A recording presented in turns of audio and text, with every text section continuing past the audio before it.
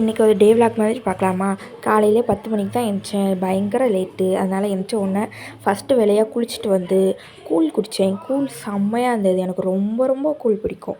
அடுத்து எங்கள் அம்மா ப்ரோட்டீன் பவுடர் வாங்கிட்டு வந்திருந்தாங்க. அதை கலக்கி குடிக்கலாம் அப்படின்னு வெண்ணிலா தான் குடிக்கலாங்கிற எண்ணத்தில் வெண்ணிலா எடுத்தேன். ஆனால் சாக்லேட் குடிக்கலான்னு தோணுச்சதுனால சாக்லேட்டுக்கு மாறிட்டேன். ஆனால் ரெண்டுமே சுமாராக தான் இருந்தது. 2 டேஸ்ட்டுமே அந்த அளவுக்கு ஒன்றும் நல்லா இல்லை. ப்ரோட்டீன் பவுடரில் அவ்வளோ டேஸ்ட் எதிர்பார்க்க முடியாதோ. ஆனால் எனக்கு சூடாக குடிக்காமல் கோல்டாக குடிக்கலான்னு தோணுதுனால அப்படியே அதில் எவ்வளோ முடியுமோ அவ்வளோ ஐஸ் க்யூப்ஸையும் அள்ளி போட்டு குடித்தேன். நல்லா இருந்தது. மத்தியானம் தான் எழுந்திரிச்சதுனால மத்தியானம் தான் நான் கூழே குடித்தேன். அதனால் டேரெக்டாக நைட்டு தான் சாப்பிட்டோம். வீட்டில் சமைக்க மூடு இல்லை அப்படின்னு எங்கள் அம்மா சொன்னதுனால வெளியே கடையில் வாங்கிடலாம் அப்படின்னு போனோம்.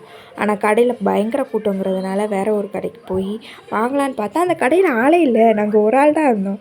அதனால் ஓகே அப்படின்னு அங்கேயே உட்காந்து சாப்பிட்றலான்னு முடிவு பண்ணி ஆர்டர் பண்ணிவிட்டு ரொம்ப நேரம் வெயிட் பண்ணிகிட்டு இருந்தோம். பின்னாடி இந்த புல்லட் கூடலாம் ஒரு ஃபோட்டோ எடுத்துகிட்டு அப்படியே பயங்கரமாக வெயிட் பண்ணி என் தம்பியை மலையிலெல்லாம் காமிச்சிட்டு வெயிட் பண்ணிகிட்டு இருந்தோம்.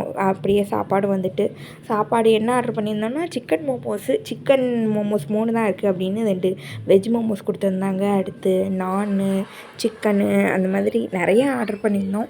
நல்லா சாப்பிட்டுட்டோம். எனக்கு அப்போவும் வெளியே மழை பெஞ்சிட்டு இருந்தது. ஐஸ்கிரீம் சாப்பிடணும் போல் இருக்குது. ஐஸ்கிரீம் வாங்கிக்கவான்னு கேட்டேன். ஆனால் நீ சாப்பிட்டா உன் தம்பியும் சாப்பிடுவான், அதனால் வேண்டான்னு சொன்னதுனால அப்படி கிளம்பி வந்துட்டோம். பாய்.